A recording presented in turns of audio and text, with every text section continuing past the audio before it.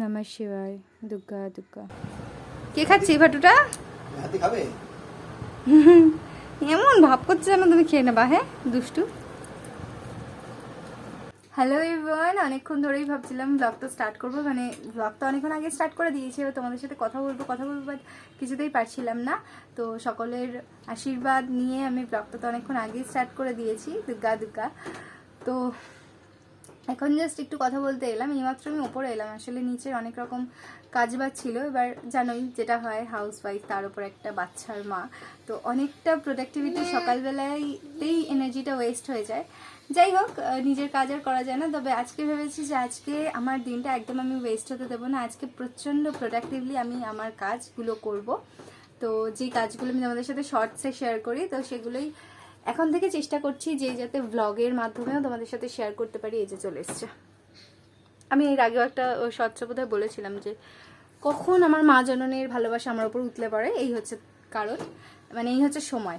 যাই হোক, তো চলো এবার কাজে লেগে পড়ি, বেশি কথা না বলে।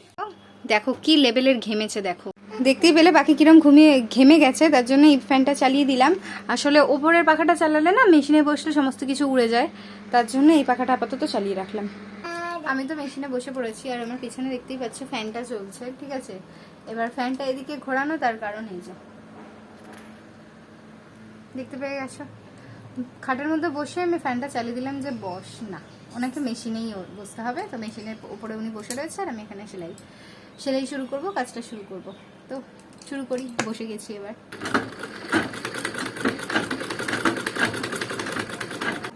ছিলাম প্রায় 12টা 10-15 নাগাদ, এখন 1:30 বাজে, ঠিক আছে। আর আমার প্রোডাক্টিভিটির সব থেকে বড় শত্রু হচ্ছে না, আমার মেয়ের সব থেকে বড় শত্রু হচ্ছে আমার প্রোডাক্টিভিটি। আমি যতটা প্রোডাক্টিভলি কাজ করতে চাই, আমার কাজ, সেই কাজগুলো আমার মেয়ে ঠিক হজম হয় না, ভালো লাগে না। আওয়াজ শুনতে পাচ্ছ আশা করছি। তো যাই হোক, এখন যাচ্ছি নিচে। আবার আজকে যেহেতু শ্রাবণের প্রথম সোমবার, সবাই জানে, তো আজকে আমাদের এক সিদ্ধ ভাত হয়েছিল, খাওয়া দাওয়া করে এসেছিলাম।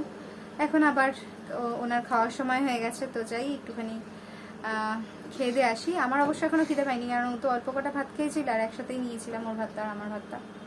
যাই হোক, তো যাই এবার ওকে একটু খাওয়া দাওয়া করাই। আর দুপুরবেলা একটু লুচি টুচি খাওয়া হবে।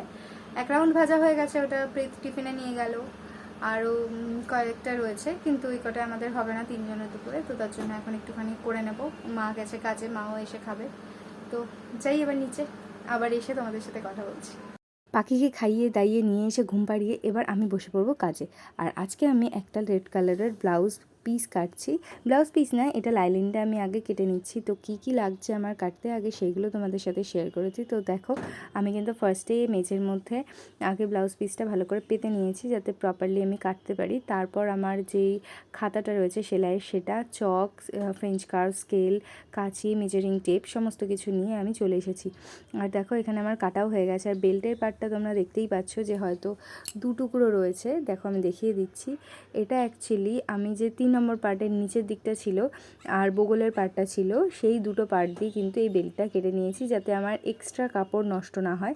আমি এটা কাপড়ের ওপরেই, দেখলে যে আমি ডিরেক্ট কাপড়ের ওপরেই কাটলাম, তো কাপড়ের ওপর কাটলে একটু কাপড় নষ্ট হয়, তার জন্য নিয়মিত কাটলাম। অ্যাজ ইউ অল নো যে আমি এখন তো এমনিতে ফ্যাশন ডিজাইনিং শিখছি, তার উপর গার্মেন্ট কনস্ট্রাকশনের উপর জোর দিয়েছি।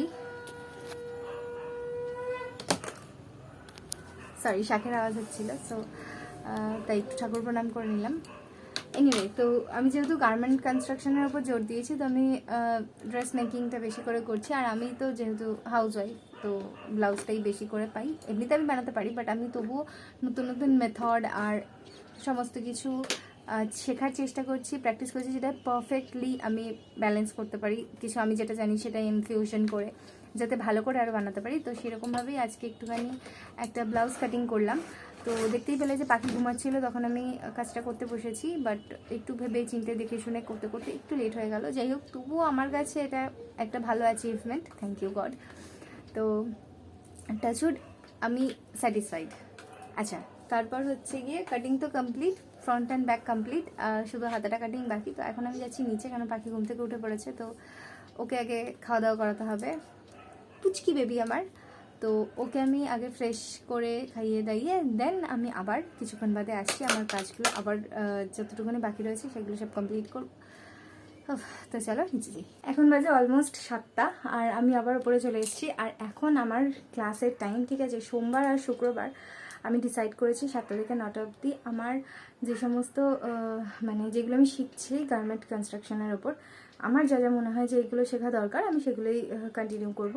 তো তার জন্য আমি এই দুটো দিন চুজ করেছি যে অল্টারনেট ডেজ করে যেগুলো শিখবো সেগুলো প্র্যাকটিস করব। মানে অল্টারনেট ডেজ করে শিখবো, সোমবার আর শুক্রবার শিখবো, আর বাকি দিনগুলো সেগুলো যে দিনগুলো এক্সট্রা রয়েছে মানে মঙ্গল বৃহস্পতি এই সমস্ত দিনগুলো আমি হচ্ছে মঙ্গল বুধ বৃহস্পতি, তারপর হচ্ছে কি শনি রবি, এই দিনগুলো আমি প্র্যাকটিস করব। তো আজকে হচ্ছে আবার শেখার দিন সোমবার। তো চলো আবার শিখতে শুরু করে দিই। আর পাখি এখন নিচেই রয়েছে, দাদুভাই দিদিভাই মানে বাবা মায়ের সাথে একটু খেলছে। তো খেলুক, আমি ততক্ষণ আমার কাছে লেগে পড়ি।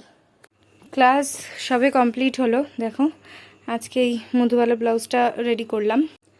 যেহেতু একটা ফোন থেকেই আমি ক্লাস করছি আর একটা ফোন থেকেই আমি শ্যুট টুট সব কিছু করি, একটাই ফোন আমার, তার জন্য আমি হচ্ছে গিয়ে প্রপারলি সমস্ত কিছু আমাদের সাথে শেয়ার করতে পারছি না অনেক কিছুই। তো হচ্ছে গিয়ে ক্লাসটা করার সময় আমি একটাও ক্লিপ নিতে পারিনি এই কারণেই। যাই হোক, তো এইটুকুনি আমি আজকে করলাম, এগুলো সব গুছিয়ে নিই, তারপর পাখিকে খাওয়াবো টাওয়াবো। তার মধ্যে পাখি এত কান্নাকাটি করছিল যে ক্লাসটা করে আমি আগে ফ্যানটা অফ করে চুল টুল বেঁধে নিলাম, রাতের জন্য একদম রেডি। তো এবার পাখিকে খাইয়ে নিয়ে আসবো, নিয়ে এসে ওকে ঘুম পাড়াবো। সো চলো এবার নিচে যাই। আর এই যে একটু অগোছালো রয়েছে ঘরটা, তো এগুলো সব গুছিয়ে নিই। কই দেখি মুখটা। এই যে পাখিকে নিয়ে চলে এলাম আমরা। পাখি একেবারে ডিনার করে, না মামা, পাখি একেবারে ডিনার কমপ্লিট করে চলে এলো। এবার ওকে ঘুম পাড়িয়ে দেবো। তো চলো ওকে ঘুম পাড়াই। তার সাথে সাথে আজকের ব্লগটা এখানেই শেষ করছি। আবার দেখা হচ্ছে তোমাদের সাথে কালকে আরেকটা নতুন ব্লগের সাথে। Tata, good night. টাটা, এদিকে বলো টাটা, আর বলো গুড নাইট, বলো বাই বাই, থ্যাংক ইউ মামা। ওতে কি চালাবো? পাখা। পাখায় কি হয়? জোরে বলো, জোরে বলো, শুনতে পাচ্ছে না।